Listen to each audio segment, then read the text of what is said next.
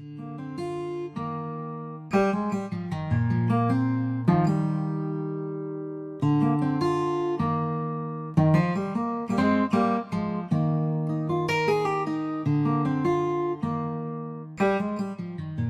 neblina que aparece en la mañana es como un sueño, dice el profeta Moisés en el Salmo 90, es como un pensamiento, es decir, es fugaz, así es la vida, todos deberíamos estar conscientes que hoy podemos morir, hoy, en cuestión de segundos. Recordarán ustedes ese dato estadístico de cuántas personas por segundo mueren en todo el mundo día con día. Mínimo 2 personas por segundo están muriendo. Así que es algo inevitable, cercano y próximo a todos. En cuarto lugar, la implicación negativa que también hemos considerado es que la muerte termina toda oportunidad para arrepentirse, toda posibilidad de ponerse en paz con Dios finaliza con la muerte. La muerte hace que de manera directa, no inmediata cronológicamente, pero de una manera directa e inmediata, no cronológicamente, pero sí inmediata, el ser humano pasa a estar a las puertas del juicio divino. Digo que no es cronológico porque no de inmediato ocurre el juicio, pero lo que quiero decir que es inmediato es que no va a haber una segunda oportunidad, no va a haber una apelación posible después de la muerte para librarse del juicio de Dios. En quinto lugar, dijimos que la muerte, por lo tanto, es el preámbulo al santo juicio de Dios. En sexto lugar, que la muerte es una falsa esperanza para terminar con el sufrimiento de los incrédulos. Y en último lugar, como la semana pasada lo abordamos, a la luz de la doctrina de la muerte, según la Biblia, la muerte es una falsa esperanza para los suicidas, ¿verdad? Y abordamos este asunto reconociendo, obviamente, eh, lo sensible que es esto, ¿verdad? Pero al final llegamos a reconocer que Dios nos enseña en su palabra que Él tiene la prerrogativa de juzgar el destino eterno y final de una persona. Y por lo que sabemos de manera muy explícita que el juicio de Dios será llevado a cabo con autoridad por nuestro Señor Jesucristo, quien ofreció vida nueva y eterna a los pecadores para que estos no solamente reciban perdón de pecados y vida eterna, sino esperanza. Así que un cristiano que sufre, que, porque no está exento del sufrimiento, de las aflicciones, de las adversidades, de las tribulaciones, de las penas, de las injusticias, de las angustias, de las dolencias, de las enfermedades, de los quebrantos, de las traiciones y toda la gama de emociones, de sentimientos, de realidades y de experiencias negativas de las cuales no está excluido un cristiano, debido a que en Cristo Jesús no solamente recibe las promesas del Señor Jesucristo, que son un amén, un sí, como el perdón de todos sus pecados, como la vida eterna, como así es como Jesús ofrece que el que en mí cree tiene vida eterna, ¿verdad? El que viene a mí y confía en mí no morirá jamás. Todas sus promesas de paz con Dios, pero la gran promesa y más importante es el Espíritu Santo, que es el consolador, el otro consolador. Entonces, un cristiano con todo eso, a pesar de todas las gamas de sentimientos y emociones y experiencias negativas en la vida, por más abatido que se encuentre, como consideramos el miércoles pasado, en una representación de los creyentes del Antiguo Testamento a través de los salmos, nos dimos cuenta que por principio general, un creyente no ve el suicidio o la muerte como una esperanza, sino Cristo siempre va a ser su esperanza. Y las promesas del Señor siempre son su esperanza. Es como si, es como si Jesucristo no fuera suficiente para esa persona. Y la muerte sí lo es. La muerte reemplaza a Dios en Cristo, reemplaza al Hijo de Dios. No es otra cosa para el suicida. La muerte es como un ídolo de salvación, un refugio de salvación.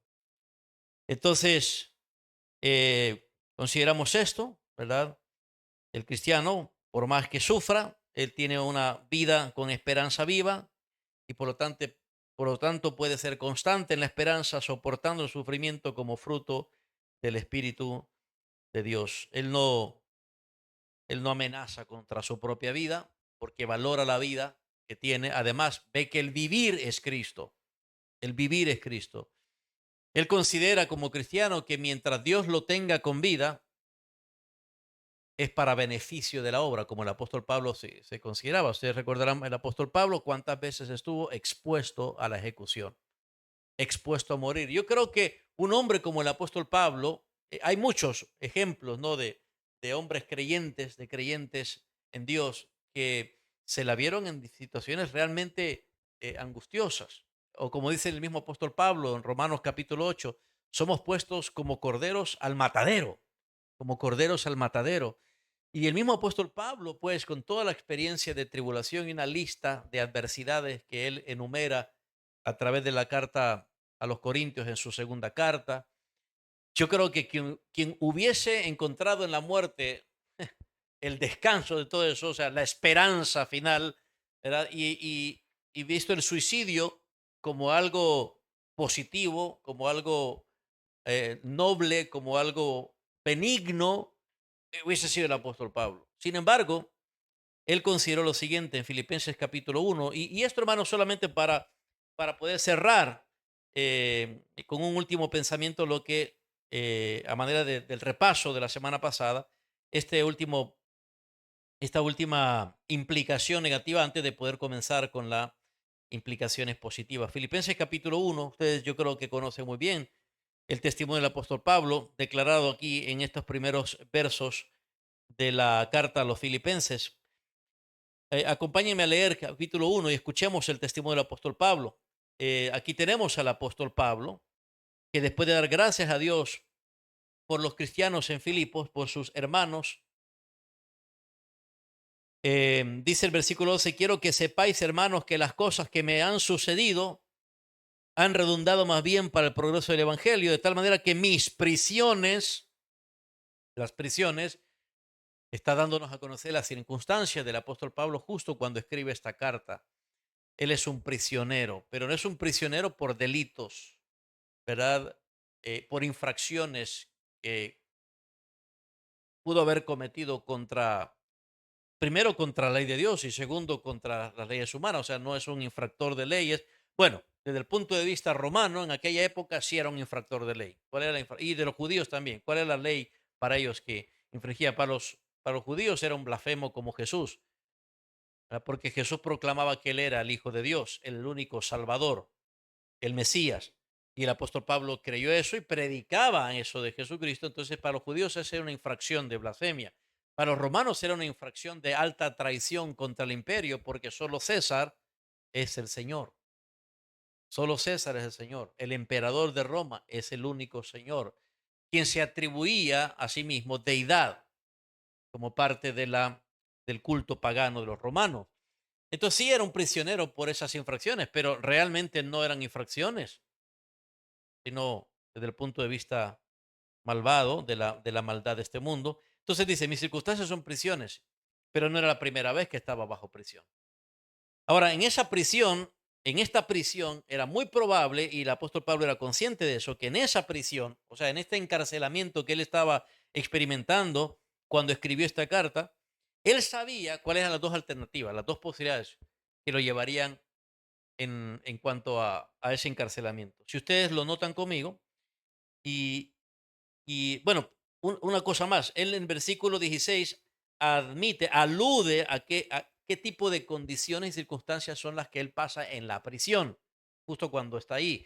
Él dice añadir aflicción a mis prisiones. Fíjese, hablando de cierta conducta de algunas personas eran cristianos, pero cristianos muy inmaduros, muy egoístas. El apóstol Pablo dice, la conducta de algunos piensan que pueden añadir aflicción a mis prisiones. Es decir, ya de por sí está diciendo el apóstol Pablo, en mis prisiones yo ya experimento aflicción.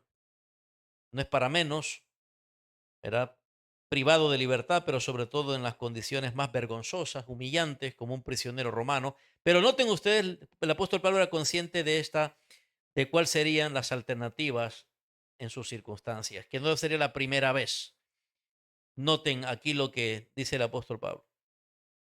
Versículo 19, porque sé que por vuestra oración y la suministración del Espíritu de Jesucristo, esto resultará en mi liberación. Tengo la esperanza de ser liberado, liberado de la prisión, conforme a mi anhelo. Él anhela. Fíjense eso. Y esperanza de que en nada seré avergonzado, antes bien con toda confianza, como siempre, ahora también será magnificado Cristo en mi cuerpo, o por vida o por muerte. ¿Se pueden dar cuenta? Este hombre privado de libertad en las aflicciones en las que se encuentra, él ve aún con esperanza, con anhelo, el seguir viviendo o la otra alternativa, el morir. Pero ¿qué hace? ¿Qué hace que él tenga el anhelo que tiene, la esperanza que tiene, que Cristo sea magnificado en él? Ya sea en vivir o ya sea en morir. O sea, pero él no se limita a decir, Cristo va a ser magnificado en mi morir, así que mi mayor anhelo y mi deseo es morir. Aunque él más adelante va a decir que está puesto en estrecho por las dos posibilidades. Pero lo que quiero apuntarles es que él no tenía un espíritu suicida, viendo la muerte como su mejor forma de salvarse de todas las aflicciones y sufrimientos. Él no tenía que haber esperado la ejecución, sabiendo que venía la ejecución. Él pudo haber acabado con su propia vida sin esperar la ejecución, pero no. Él nos dice por qué. Miren, lo dice el versículo 22, más si el vivir en la carne, es decir, mantenerme en el cuerpo físico vivo, si el vivir en la carne resulta para mí en beneficio de la obra, no sé entonces qué escoger. Como pueden ver, ¿quería el apóstol Pablo ser liberado de la prisión? Sí, anhelaba ser liberado de la prisión. Pero ¿por qué él deseaba ser liberado de la prisión en vez de desear la muerte? ¿Por qué? Solo por una sola razón. La única razón por la que él quería ser liberado de seguir viviendo es para el beneficio de la obra. Sin embargo, él dice, no sé qué escoger. No sé qué escoger. Y por eso él dice, versículo 23, porque de ambas cosas estoy puesto en estrecho. ¿Qué son ambas cosas? Versículo 22. Perdón, versículo 21 y 22, porque para mí el vivir es Cristo y el morir es ganancia, mas si el vivir en la carne resulta para mí en beneficio de la obra, no sé qué escoger, porque de ambas cosas estoy puesto en estrecho, teniendo deseo de partir y estar con Cristo, lo cual es muchísimo mejor para mí, pero quedar en la carne, es decir, vivo en el cuerpo, es más necesario, o sea, más útil, más requerido por causa de ustedes. Y confiado en esto, sé que quedaré, que aún permaneceré con todos vosotros para vuestro provecho y gozo de la fe. O sea, ¿por qué seguir anhelando vivir bajo las condiciones y circunstancias en las que se encuentra? Solo cuando ve el provecho de su vida para el beneficio de la obra, como un apóstol. Entonces, ¿cómo se puede disipar, hermanos, en un sentido, los pensamientos suicidas? Cómo pueden disiparse esa forma de pensar escapista? El apóstol Pablo pudo haber experimentado probablemente ese tipo de ataque, de tentación a su propia alma.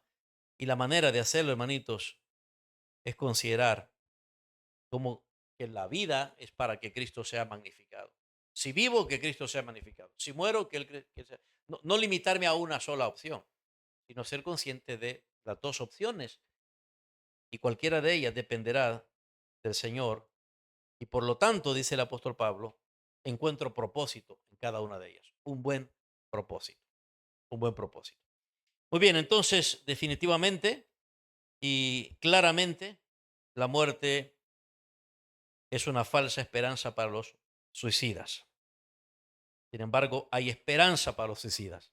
Hay esperanza para aquel que tiene pensamientos suicidas.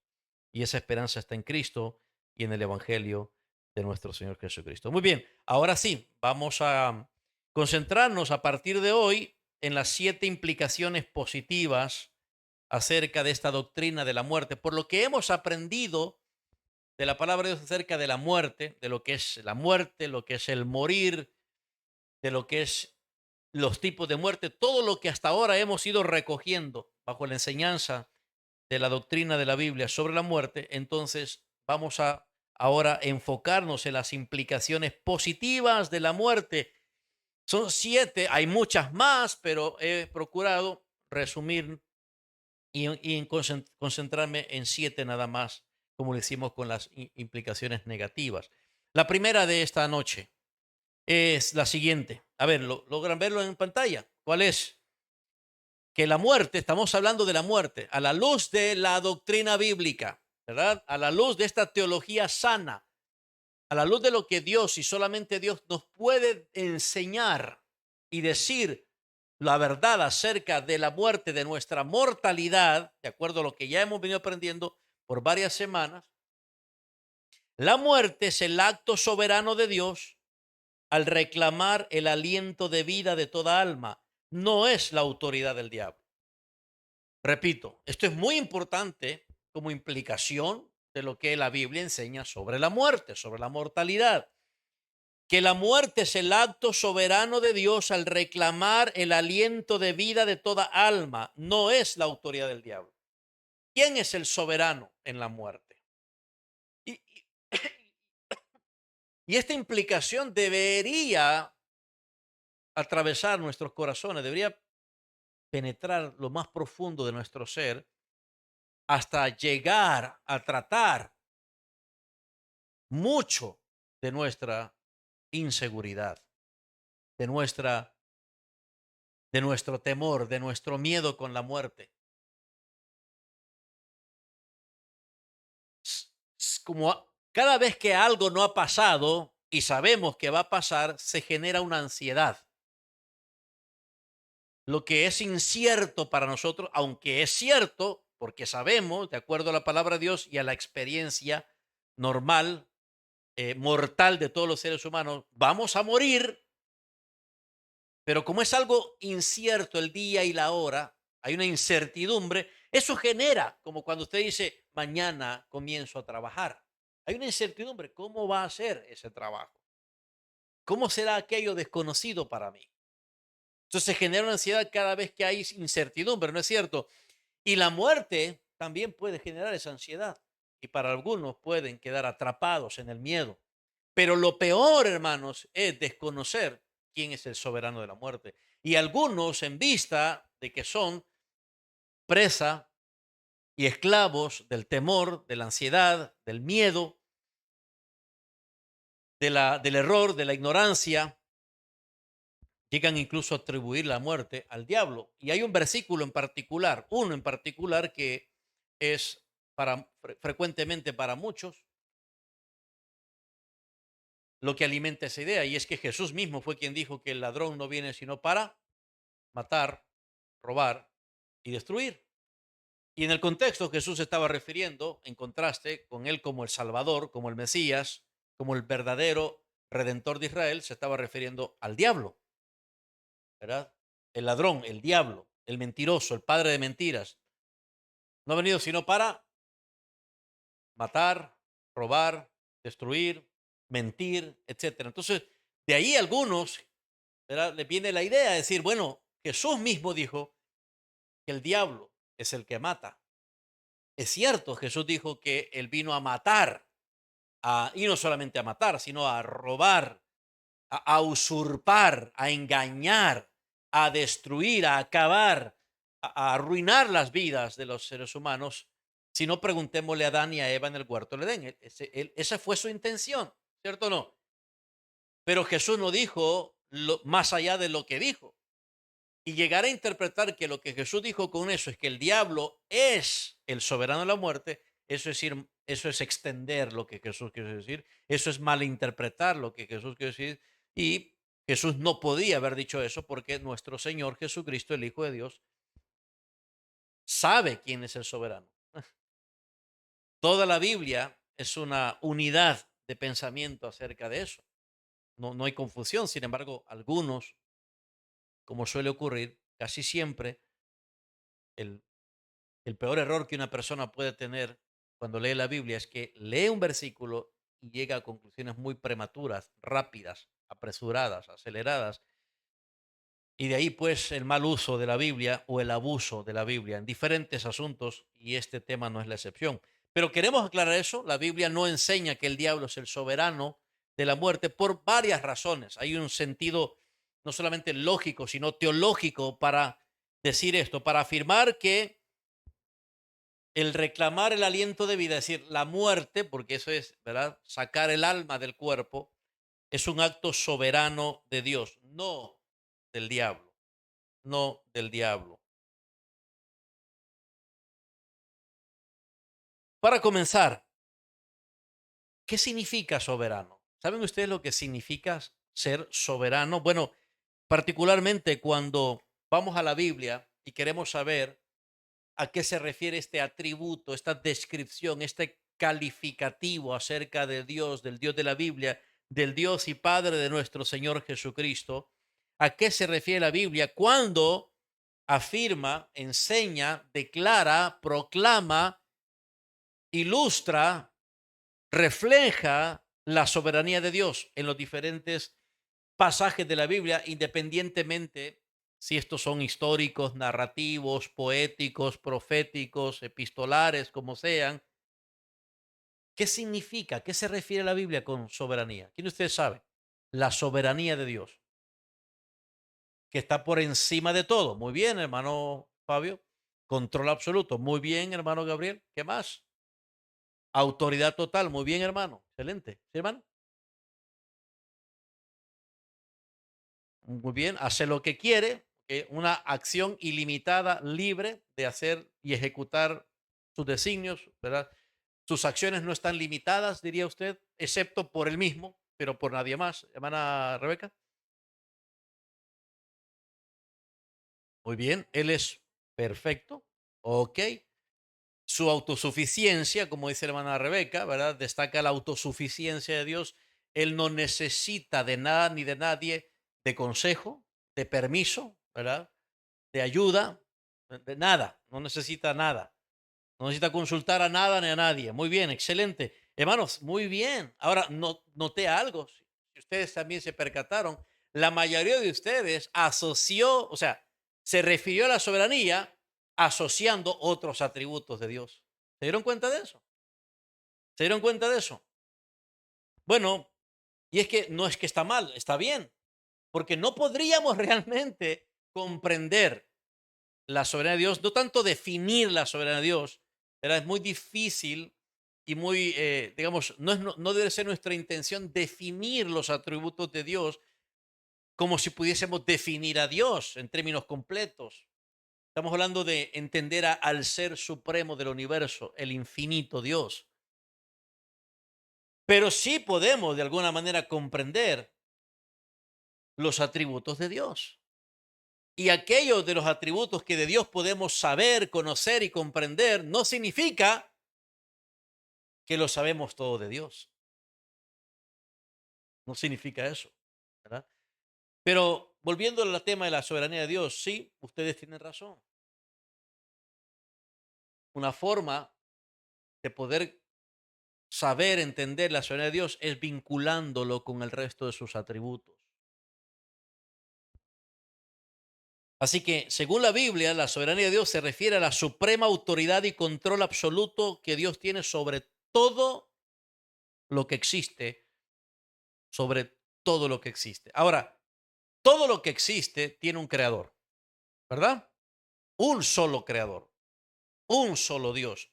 No hay varios creadores, un solo creador. Y ese solo creador es Dios. Y por tanto, siendo de que Dios es el creador, Él no se rige o no puede ser puesto bajo la misma dimensión de las criaturas. Si Él es el creador de todo lo creado, entonces Él no está regido por las mismas normas o leyes de la criatura. Así que no cabe, sería una pregunta absurda decir, ¿y a Dios quién lo creó? Es absurdo porque si Él es el creador de todo, no podemos estar buscando un creador de Dios. ¿Me explico? ¿Verdad? Eso nos lleva a un pensamiento realmente absurdo. Entonces, Dios es el creador de todo lo que existe, tanto de lo que vemos como de lo que no vemos. Hay una creación material y hay una creación inmaterial. Dios lo creó todo. Así que la soberanía de Dios se refiere a suprema autoridad y control absoluto que Él tiene sobre todo lo que no solo existe, sino todo lo que existe por la creación de Él, por todo lo que Él ha creado. Eso significa que Él tiene poder y autoridad para gobernar y dirigir todas las circunstancias de su universo de acuerdo a su propio designio, su propio deseo. De ahí pues que ustedes se expresan o comprenden la soberanía de Dios vinculándola con otros atributos. No podemos concebir la soberanía de Dios sin la omnipotencia de Dios. No podemos concebir la soberanía de Dios sin la omnisciencia de Dios. No podemos hablar de la suprema autoridad de Dios y control de Dios de manera absoluta en todo lo que existe, en todo lo creado, sin su santidad. Porque se imaginan un soberano que no fuese santo. Entonces, no nos haría bien tener un soberano no santo, como los hombres o como el diablo mismo quiere ser soberano, pero no es puro y santo. Los atributos de Dios, conocidos y revelados por Él, hacen que podamos, de alguna forma posible, en la mente finita nuestra, comprender lo que significa que Él sea soberano. No podríamos referirnos a Dios como soberano sin su inmutabilidad. ¿Saben qué significa eso? Dios no podría ser soberano si no fuera inmutable, porque en el momento que Él cambie, deja de ser soberano. Porque si él sufre un cambio, si Él pierde algo de lo que siempre ha sido, entonces ya no puede seguir siendo quien siempre ha sido. Entonces su inmutabilidad es otro de sus atributos. Y por supuesto, un atributo esencial, base de todo eso, para referirnos a Dios como el soberano, es que Él es el creador. No hay otro creador, ¿verdad? Y toda la Biblia nos da a conocer, y eso es una de las cosas maravillosas en la Biblia. Solo la Biblia nos puede revelar a Dios de la forma en que Dios es, porque es Dios el que se ha revelado a sí mismo a través de su palabra. Y toda la Biblia entonces nos da esos claras enunciados, esas claras, digamos, presentaciones de Dios en cada uno de sus atributos. Así que, en resumen, la soberanía de Dios nos da la seguridad de que todo está bajo su control y que podemos confiar en su plan y control, incluso cuando morimos, incluso en la muerte, incluso en la muerte. Ahora, como vemos, si podemos comprender la soberanía de Dios a la luz o vinculado con los atributos únicos y perfectos de Dios, entonces, de manera casi, digamos, si nosotros automática, por lógica, en esta teología, por lógica, el diablo no tiene esos atributos. ¿Me explico? Porque si el diablo tuviese esos atributos que Dios tiene, entonces ya no estamos hablando de un creador, sino de dos creadores. Ya no estamos hablando de un omnipotente Dios, sino de dos omnipotentes. Ya no estamos hablando de dos omniscientes, sino de dos omniscientes. No estamos hablando de un omnipresente, sino de dos omnipresentes. Ya no estamos hablando entonces de un inmutable, sino de dos inmutables. Ahora se dan cuenta, la lógica deja de ser lógica cuando tenemos la teología correcta del Dios verdadero. ¿Me explico, hermanos? Del Dios verdadero. Esta es la soberanía de Dios. Entonces, por lo tanto, el único que puede ser soberano de la muerte, ¿quién es? Dios. Dios. Dios. El diablo no puede ser soberano de la muerte porque él no es creador. Él es criatura. Él es un ángel creado por el mismo y único Dios creador. El diablo no es omnipresente. Él puede estar en un solo lugar, pero no en varios lugares al mismo tiempo, porque es una criatura. Él no es omnipotente. Él no es omnipotente. Gracias a Dios que tenemos el libro de Job, aunque su relato es algo difícil de tragar, ¿no? Y nos enfrentamos con mucha injusticia a la luz de toda la trama. Pero gracias a Dios que tenemos el libro de Job. ¿Por qué, hermanos? Porque en ese libro se nos presenta una visión de que de otra manera no podríamos tener si no fuera por revelación de Dios, de que el diablo, el demonio, este ángel supremo creado por Dios, se le permite acceso al cielo, al trono de Dios, y Dios le permite a él que toque a Job. Es soberano Dios, no Satanás. Fue Dios el que inmediatamente entró el pecado en el mundo ante el acto de rebelión llevado a cabo por Adán y Eva, estimulado por este diablo, que Dios maldijo la simiente del diablo. Así que el diablo no puede ser el soberano. Dios fue como creador el que sentenció el final del diablo. Y el diablo lo sabe. Así que no estamos hablando de dos dioses, hermanos, ¿de acuerdo? Dos soberanos, un solo soberano. Por lo tanto, el único que tiene poder sobre la vida y la muerte y quien decide el destino final de cada ser humano solamente es Dios. Y no es cualquier Dios, sino el Dios y Padre de nuestro Señor Jesucristo. El Dios al que Jesucristo vino a revelar. Al Dios al que Jesucristo dijo a sus apóstoles, el que me ha visto a mí, ha visto al Padre. A este Dios. El Dios que se dio a conocer a través de los profetas en el Antiguo Testamento como el gran yo soy, como el yo soy, Jehová, el Señor, Adonai. Él es el único soberano. Ahora, imagínense, hermanos, bajo esa realidad, bajo esa implicación teológica, ¿qué lógica hay cuando morimos? ¿Qué lógica hay al morir?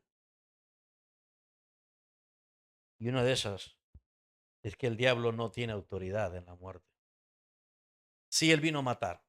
Volviendo a las palabras de Jesús, él vino a matar. Pero él vino a matar como un humano viene a matar. Pero que un humano mate no lo hace soberano, aunque lo haga creyendo que él tiene la autoridad soberana de decidir quién vive y quién muere. Pero ese que mató termina siendo, ¿qué? Matado por Dios. Y a Dios nadie lo va a matar. Aunque ya sabemos que existe una filosofía y una ideología de que Dios está muerto, pero eso obviamente simplemente es una, una idea más de la necedad del hombre. Entonces, Dios es el único que tiene autoridad sobre toda vida, sobre toda persona. ¿Y eso qué debería generar en nosotros? Seguridad completa. Seguridad completa. Pero también esa teología, esta implicación teológica de que Dios es el único que tiene el derecho, el poder, la autoridad de reclamar el alma, el aliento en toda persona, en la muerte, y no el diablo, entonces deberíamos considerar lo siguiente. Y para aquellos que están involucrados en el satanismo, las almas que se han entregado al satanismo no serán salvadas por el diablo. Las almas que se entregan a Satán no pueden ser salvadas por aquel que no será salvado. El diablo no será salvado de la muerte, su muerte eterna, como también aquellos que han entregado sus almas al diablo no serán salvados por el diablo. ¿Por qué? Porque el diablo no es soberano. El diablo no mata para salvar. Si se le permite matar como todo un delincuente cósmico, pagará por cada uno de esos actos. Las almas, sin embargo, que se han entregado al Señor Jesucristo, sí serán salvadas por Él. Aun y cuando mueran, saben que aquel que es el soberano de la muerte, si está en Cristo, está a salvo eternamente y para siempre. Por lo tanto, mis amados hermanos, nuestro temor al Dios vivo y verdadero, creador, el único creador, y el Salvador ya probado, demostrado en su resurrección, debe reemplazar el temor a la muerte que muchas veces nos ha embargado, nos ha visitado o lo hará algún día. Cuando usted se encuentre pasando, como dijo el rey David en su salmo, ¿no? En valle de sombra de muerte. Usted, con esta teología, con esta implicación de que no es ni la muerte ni el diablo lo soberano, sino Dios, su Padre, su Señor. Entonces usted puede decir, aunque ande en valle de sombra de muerte, no temeré, porque tú estarás conmigo. El pastor de mi alma, el defensor, el salvador, el protector de mi alma. Esta implicación nos recuerda que nuestro temor al Dios vivo y verdadero debe reemplazar el temor a la misma muerte y al mismo diablo. Como lo declaran muchos pasajes, pero uno de ellos que vale la pena reconocer en el Salmo 104, verso 29, esto fue lo que esto fue lo que se expresa con toda confianza y alabanza. El rey David dijo y declaró, Salmo 104, el verso 29, leemos, escondes tu rostro, se turban, les quitas el hálito, dejan de ser y vuelven al polvo. Es aquí el rey David reconociendo las atribuciones y prerrogativas divinas para tomar la vida y acabar con ella. Pero él mismo también hace un contraste entre esa realidad en la que Dios ejecuta soberanamente su autoridad y un contraste con el impío incrédulo y el creyente. ¿Qué contraste? Que al saber que es Dios el que ejecuta con autoridad la muerte, el creyente puede tener esperanza. Y cualquiera que sea su aflicción, cualquiera que sea el mal, él puede tener confianza en Dios, pero no así los inconversos. Esa es la diferencia, según el rey David. Así que para el creyente la muerte puede ser una experiencia inescapable, sí, ya lo hemos dicho en las implicaciones negativas, sin embargo, no representa una amenaza maligna para ningún cristiano. No representa ninguna amenaza maligna para ningún creyente en Jesucristo. ¿Saben por qué? Porque aunque la muerte es un castigo universal, como también lo consideramos en las implicaciones negativas, no es un castigo eterno para nuestras almas. Aunque la muerte es la paga del pecado, no es ni el pecado ni el diablo el juez y soberano de nuestras almas. Cuando el apóstol Pablo dice la paga del pecado es muerte, piensen por un momento, él se está refiriendo al pecado, está personificando el pecado. Él dice, la paga del pecado es muerte, es decir, ¿cómo te paga el pecado? Es como si estuviera titulando, nombrando al pecado como un señor, como un amo, como uno que paga. Y dice, la paga del pecado, ponga así, el pecado es una persona. En la mente del apóstol Pablo está figurativamente refiriéndose al pecado como si fuera una persona y usted es otra persona. Entonces, la paga del pecado, lo que el pecado le va a pagar a usted, es muerte.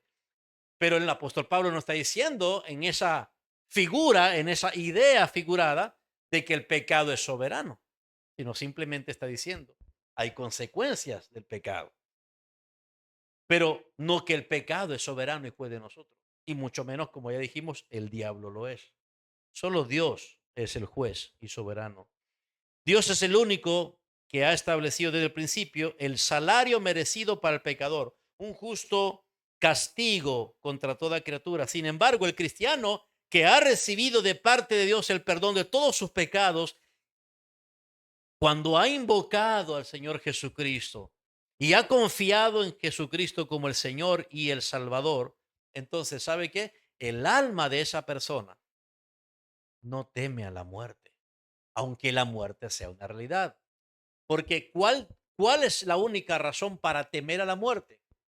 De acuerdo, hermano, estamos en las implicaciones, de acuerdo a lo que ya hemos considerado, lo que hemos ya aprendido de esta doctrina de la muerte, la única razón para temer la muerte es que mi alma pase a un estado intermedio. ¿A qué estado intermedio? Al tormento, al tormento. Y luego, con un cuerpo resucitado, con características propias para la eternidad de un alma condenada, si el alma, que es la persona misma, percibe el dolor en el tormento sin cuerpo, el cuerpo va a magnificar, va a multiplicar, va a intensificar todo el tormento de esa alma. Póngalo, imagínelo así, solamente como ilustrarlo. Imagínelo así. ¿Usted ha tenido sueños donde usted sufre algo? ¿Sí? ¿Le duele algo en un sueño? ¡Ay! ¿Verdad? Y siente, ajá, pero ese sueño no fue real, ¿verdad? Por eso fue un sueño. Su cuerpo no sufrió ese dolor. Usted lo percibió en un sueño, fue algo de un estado de subconsciencia. Eso ocurrió, ¿verdad? Dentro de lo que uno llamaría el estado subconsciente del alma, de la persona. Pero déjeme decirle algo. Si usted en el cuerpo, físicamente real, pasa por ese dolor, como un disparo, por ejemplo, usted va a saber realmente lo que era el dolor de recibir un disparo. En su sueño usted sentía el dolor de un disparo, pero ese dolor del disparo no es igual. En el cuerpo se va a intensificar ese dolor. Eso es lo que va a pasar con un alma que, como ya hemos aprendido, después de su estado intermedio recibe un cuerpo. Un cuerpo, por un lado, los cristianos reciben un cuerpo resucitado, adecuado, ¿verdad? Un cuerpo espiritual, no porque sea invisible o inmaterial, sino que es espiritual superior a lo que era antes, en ese sentido es espiritual, capaz de poder existir, coexistir con un alma glorificada. Lo mismo será el cuerpo de un inconverso, capaz de poder existir no con un alma glorificada, con un alma condenada, un alma condenada. Se va a intensificar su lamento, su tormento, su tortura, su sufrimiento. Pero no porque el diablo lo castigó, no porque el diablo llevó a cabo ese acto. ¿Sí me explico? Sino porque Dios lo hizo. En cambio, para nosotros, hermanos, para nosotros, podemos ir transitando por este camino, sabiendo de que un día llegaremos a las puertas de la muerte y decirnos, recordarnos a nosotros mismos, Romanos capítulo 8, versículo 1, ninguna condenación hay para los que están en Cristo. La única razón por la que usted debería tener miedo antes de morir y cuando vaya a morir, un miedo sin esperanza, un miedo atroz, un miedo profundo. ¿Cuál sería? Que usted esté todavía bajo condenación. Pero si no hay ninguna condenación para los que están en Cristo Jesús, entonces podemos llegar a decir como el apóstol Pablo, somos más que vencedores en Cristo Jesús. Somos más que vencedores. De modo que el cristiano, a diferencia del no cristiano, no tiene razón alguna para temer ni a la muerte misma, ni al diablo, pero saben a quién sí debemos temer. ¿A quién? Si no es a la muerte, si no es al diablo, ¿a quién entonces? A Dios, al que tiene la autoridad y el poder sobre la muerte. Temer a Dios, quien es el soberano con autoridad sobre la muerte física y eterna, como Jesús lo declaró en Mateo capítulo 10, versículo 28. Alguien que lo encuentre, por favor, allí. En aquella ocasión, cuando el Señor está comisionando, está enviando a sus apóstoles a la predicación del Evangelio, a hacer discípulos, los está preparando para esa comisión, para esa misión apostólica. Y por supuesto, Jesús sabe que esa misión va a tener sus riesgos y van a ser riesgos mortales. Y él les anticipa a sus apóstoles, miren, cumplir esta misión a la que los estoy enviando va a poner en peligro su vida. Pero, ¿qué les dice Jesús, hermana? ¿Qué dijo Jesús? Y no temáis a los que matan el cuerpo, mas el alma no pueden matar. Temed más bien a aquel que puede destruir el alma y el cuerpo en el infierno. ¿A quién se estaba refiriendo Jesús? A Dios el Padre, no al diablo, ¿verdad? No al diablo, es obvio. Primero, no teman a los hombres, aunque los hombres matan. Segundo, no teman al diablo, aunque el diablo vino a matar. Tercero, no teman a la muerte, porque aún la muerte está en las manos de Dios. Pero sí teman a Dios, que tiene el poder, la autoridad, la soberanía. ¿Se dan cuenta, hermanos? O como Jesús mismo se lo dice al apóstol Juan en la revelación que le da a sí mismo de él como el rey glorificado en Apocalipsis capítulo 1, versículo 18. ¿Alguien que lo tiene ahí? ¿Lo leemos? Ya el apóstol Juan había tenido una experiencia aterradora por esa revelación del Cristo glorificado. Jesucristo lo reconforta, lo alienta y le dice quién es él, y parte en esa presentación que hace Jesús acerca de sí mismo, él resalta algo importante, hermanos, para un creyente que necesita seguridad frente a su mortalidad. ¿Cuál es? Jesús dijo, a ver, ¿quién lo tiene? 1:18. A ver, hermano Saúl, despacito que yo voy repitiendo después de usted.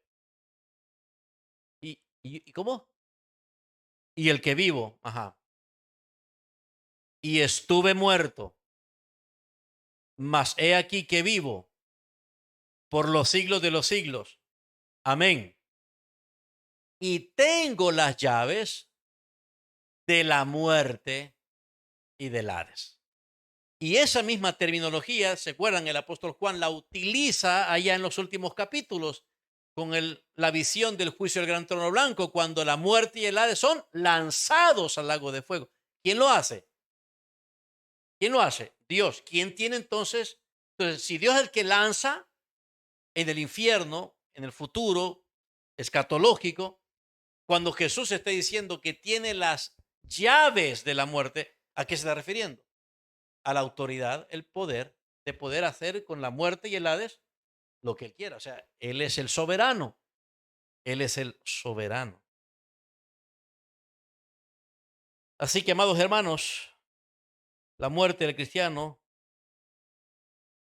la del cristiano, es decir, la del pecador perdonado, la del pecador salvado por Jesucristo, sabe que el camino que está por delante hacia la muerte lo puede transitar con esperanza en Dios, sin miedo a la muerte, sin miedo al diablo. Puede transitar en esta vida su camino hacia ese día con la confianza de que su alma está siendo reclamada por Dios, pero no para condenación eterna, sino para vivir en gozo y comunión perfecta con Él. Pero no es lo mismo con el incrédulo. No es lo mismo con el inconverso. Hay una gran diferencia en el destino después de la muerte, pero ¿saben qué? No hay una diferencia. Hay una gran diferencia. Voy a decirlo bien. Hay una gran diferencia en el destino de un inconverso, el destino del alma de ese inconverso, cuando muere, con el destino del alma de un creyente. ¿Hay una gran diferencia? Sí, hemos hablado de eso en las implicaciones negativas, ¿sí o no?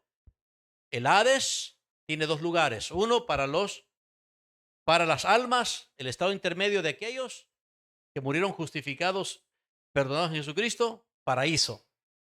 Para ellos, paraíso. Para aquellas almas que murieron sin haber sido justificadas, perdonadas en Cristo, el lago, perdón, el lugar de tormento.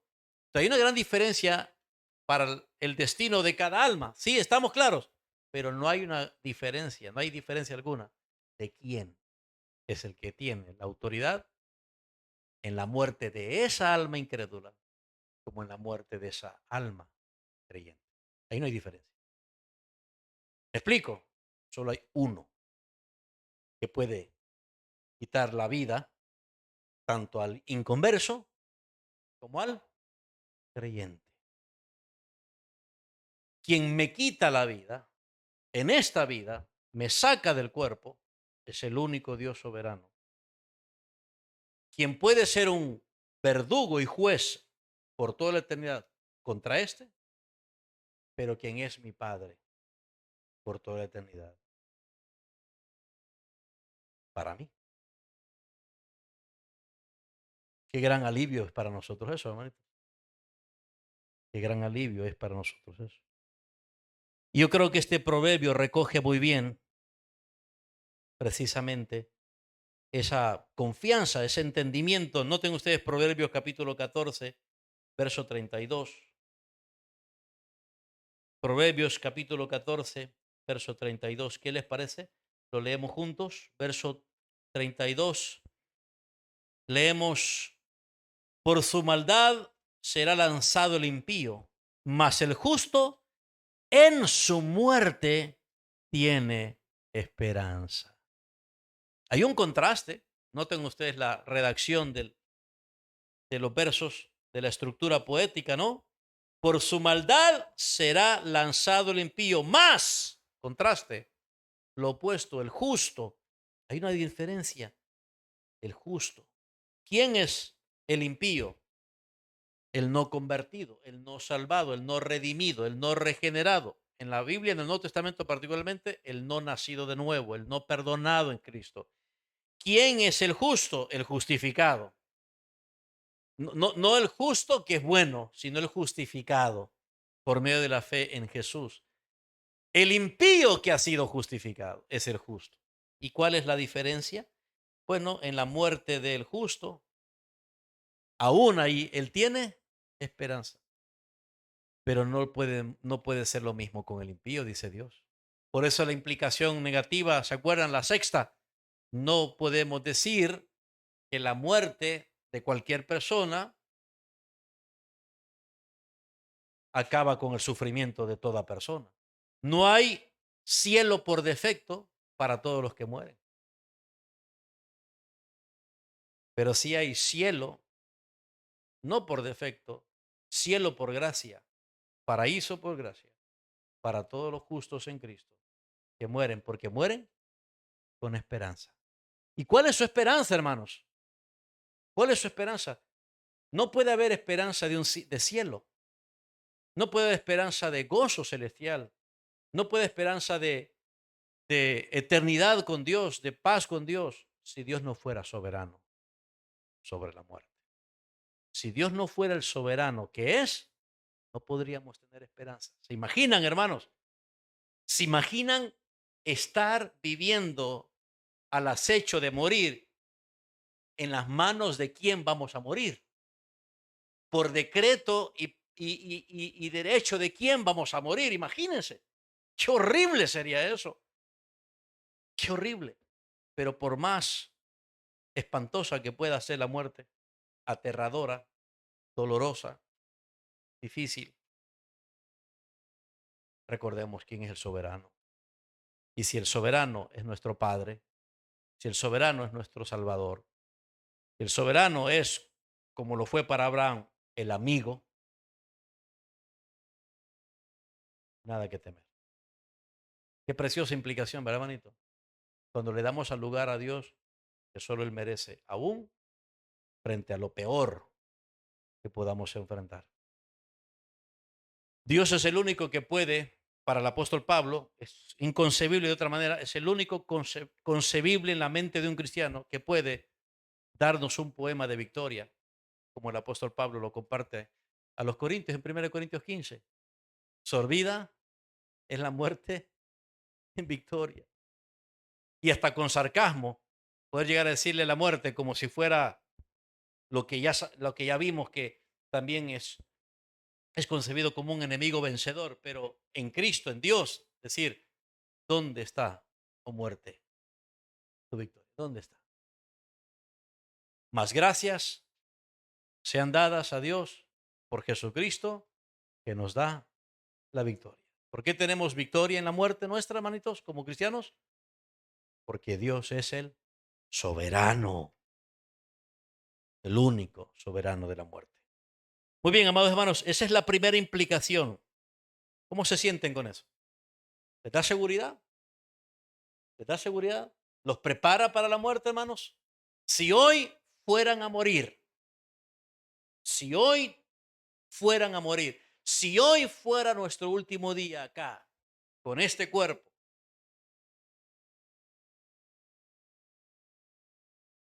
piensen por un momento, ¿traerían a su mente y a su corazón esta implicación? ¿Haría la diferencia para ustedes, hermanos? ¿Haría la diferencia? ¿Sí o no? Ah, bueno, entonces sí se están preparando. Sí se están preparando, ¿verdad? Muy bien, hermanos. Concluimos esta noche de nuestro estudio aquí, repasando de nuevo nuestro estudio, nuestro objetivo de estudio bíblico. Es considerar la mortalidad humana desde una visión cristiana, examinando pasajes bíblicos clave y reflexionando sabiamente en la forma en que debemos tratar con la realidad de la muerte para que nos preparemos doctrinalmente para enfrentar adecuadamente la muerte. Pongámonos de pie, vamos a orar, mis amados hermanos. Oremos. Oh Padre Dios, nuestro Señor, nuestro Creador y nuestro Salvador, acudimos a ti en oración en respuesta al estudio de tu palabra. Señor, hemos sido enseñados.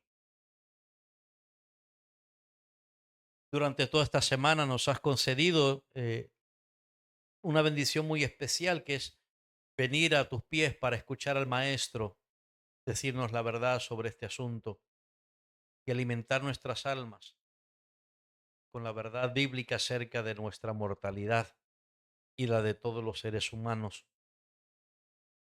Nos has puesto, Señor, frente a la verdad y a tu luz para darnos cuenta cuán equivocados podríamos haber estado, cuán errados, cuán confundidos, pero también cuán indiferentes ante una doctrina, Señor, tan, pero tan necesaria, tan crucial en nuestro vivir. Señor, gracias te damos por concedernos este tiempo de preparación, de instrucción, de corrección.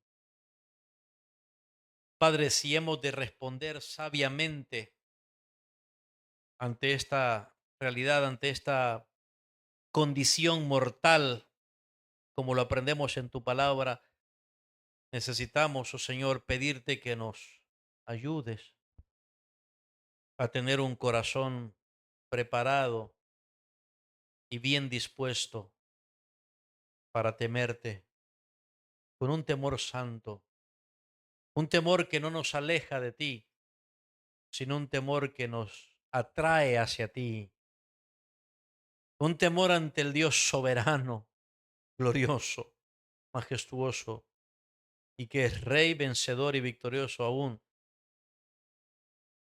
de lo peor que podamos atravesar en esta vida. Señor, pedimos que suavices nuestro corazón para recibir esta verdad con mucha gratitud y con un gozo tan genuino y sincero que nuestra preparación, Señor, frente a la muerte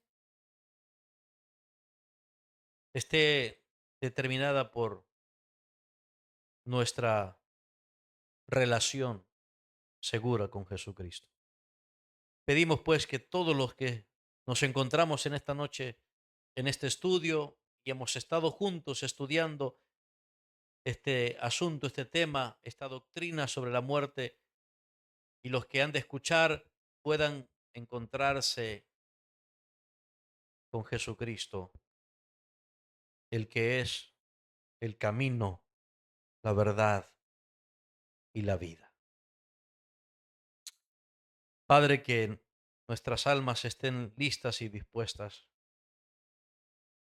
para que mientras vivimos, te complazcamos y digamos, henos aquí, envíanos a servir con esta vida. Pero si hoy es el último día que hemos de vivir, Señor, trae a nuestra mente y corazón estas afirmaciones bíblicas y danos un testimonio de confianza en ti, de esperanza y de paz, como para poder decir, mi morir es ganancia, porque es partir con Cristo, que es muchísimo mejor. Por su nombre, oramos y te damos gracias y te pedimos estas cosas, y todos juntos decimos amén. Amén. Dios les bendiga, hermanitos.